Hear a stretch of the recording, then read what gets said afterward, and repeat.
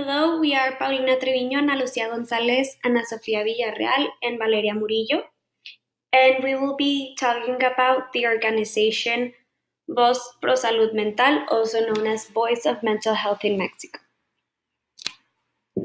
This organization is a nonprofit citizen organization made up of family members, users, and professionals dedicated to improving the quality of life of people who suffer mental disorders, as well as helping their family and friends. Basically, what they do is they promote education and social integration, demanding that their human rights and citizens be respected in such a way that they receive dignified, humanitarian, equitable, and effective attention and treatment, expressing social and legal inclusion in their exercise of their rights. They don't want the people to feel excluded for having a mental illness. They want to reduce all of the stigma and all of the judgment and all of the ideas that they have of people with mental illness, and they want it to be talked about as normal. They want to treat people, they want people to treat people with mental illness as normal as they can, because they don't want them to feel alienated. So these are some of their goals. These are their main goals, what they hope to be. They hope to improve the quality of life of those affected through education, active participation and support, performing with ethics, commitment, and hope. And they also aspire to be a leading and articulating network of efforts of people, groups, institutions, and organizations for a better vision. And these are some of their specific objectives. They want to promote psychoeducation and improve the quality of life of people with mental disorders. They also want to influence public policies and social policies so that family members are considered as caregivers and they can provide support as community mental health agents. What they mean by this is that they want the family of the person who suffers to know how to treat them and how to detect some of the symptoms. And finally, they also want to obtain help from schools, like the SEP, the Public Education Secretary, to help them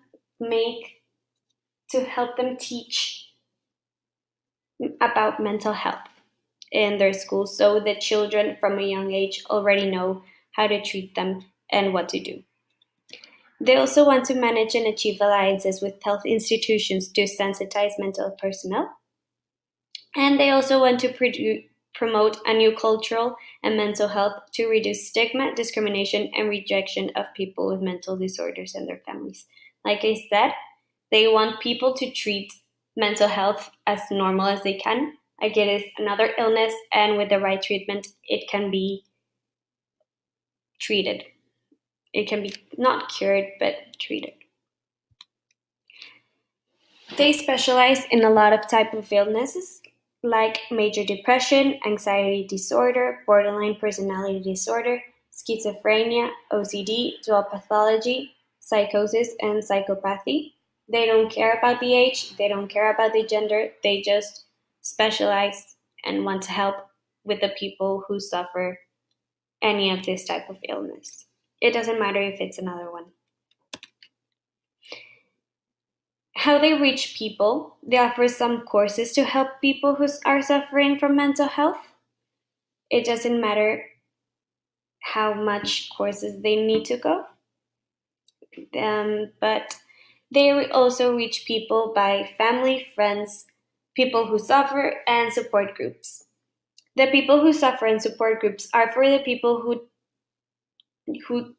whose family and friends are not helping, because some of the people who suffer from mental health can be a little bit closed and say that they don't understand them.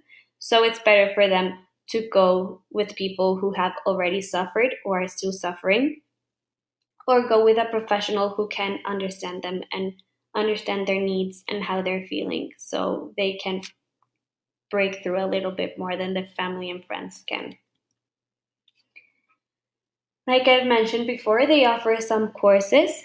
They are family-based, so the family member, the loved one, does not feel excluded from their family or alienated because they have something else that the other person doesn't have. So they don't want the person to suffer alone. They definitely want the person to feel loved and welcomed and normal. They also search for a way to reduce the stigma and improve the way people think about mental health and how they can help their loved ones. We hope that the outcome is good.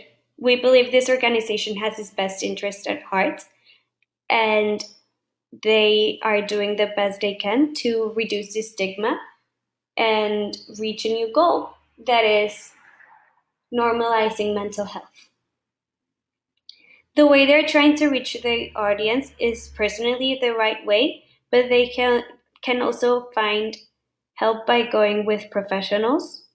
That way, the professionals can help by going to the schools and teaching the kids how to act or how to help, how to detect, well, not detect, but know what are the symptoms of the person that they're going through to help the mental health.